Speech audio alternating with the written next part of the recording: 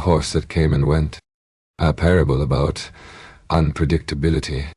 The farmer and his son.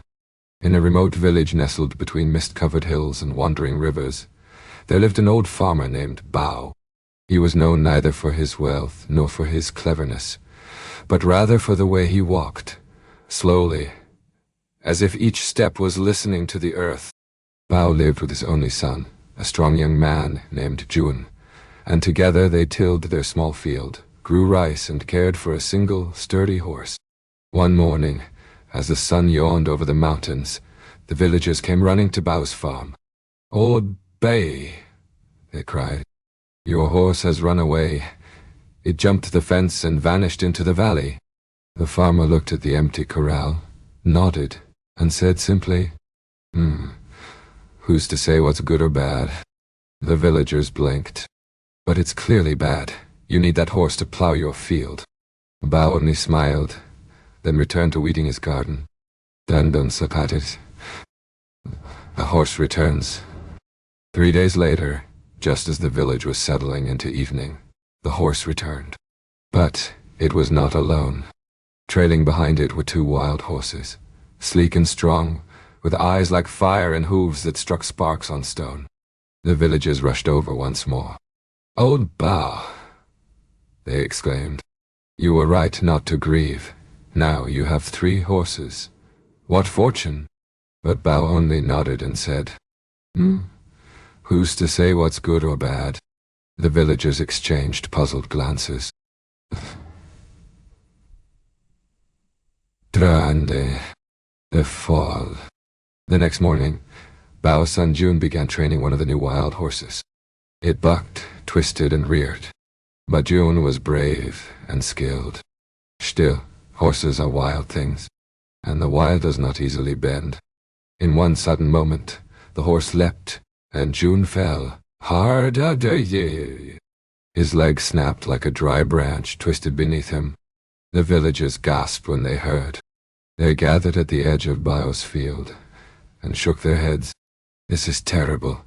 Your son will be lame for life. Those horses brought misfortune." Bao looked at his son resting under the shade of a plum tree and replied, "Who's to say what's good or bad?" The war drums. Weeks passed. The horses settled. Yon's leg mended slowly. He limped now, but still laughed and played his flute while sitting in the sun. One morning a cloud passed over the valley. From the east came the sound of war drums. Soldiers on horseback arrived, bearing the seal of the emperor. "There is conflict in the north," the captain announced. "All able-bodied young men must come with us to serve the empire." The villagers wailed as their sons were taken. Tears flowed like rain. But Jun was left behind, his leg too weak, his body too frail for battle. Again, the villagers came to Bao. "You were lucky. Your son is spared." The broken leg was a blessing in disguise. Bao zipped his tea and said, "Who's to say what's good or bad?" The changing seasons. Years rolled by as they always do.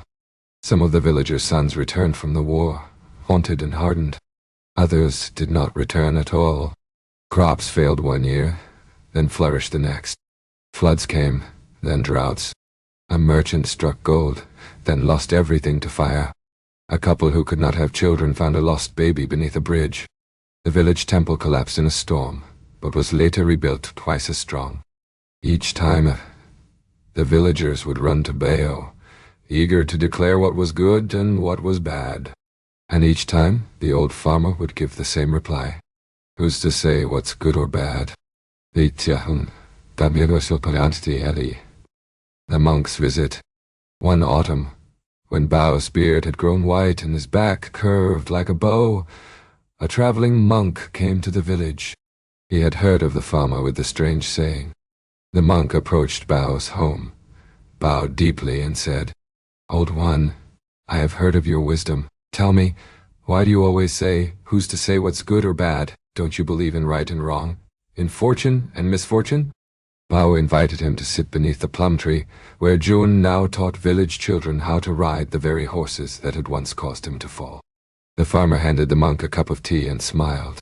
"There is a river that flows through all things," Bao said. "Sometimes it winds, sometimes it rushes, sometimes it disappears underground, only to rise again. The more I try to label where it goes, good, bad, right, wrong, the more I miss its movement." He paused, watching a leaf fall onto the surface of the tea. "I've learned to stop judging the ripples. Instead, I try to float." The monk was silent for a long time. Then he bowed again and said, "You have given me a new kind of seeing. Unpredictability. The last ripple." One spring morning, Bao did not wake up. He passed in his sleep, with the sound of Yun's flute in the air, and the scent of plum blossoms on the breeze. The villagers gathered in mourning and placed offerings around his home. They shared stories, laughter, and tears. And as they remembered his life, one of the children asked, "Was his life a good one or a bad one?" Yun smiled gently and replied, "My father would have said, 'Who's to say?'" And all at once, the village felt something they could not name. Not grief, not joy, but something wide and deep, like the river that forgets its name, and yet flows on. Final reflection. Life does not move in straight lines. It dances, stumbles, loops, and turns. What blesses you today may break you tomorrow. Shoo. And what breaks you may one day bless the world. Don't grasp too tightly. Don't name things too soon. Let life be what it is, unpredictable and full of quiet wonder.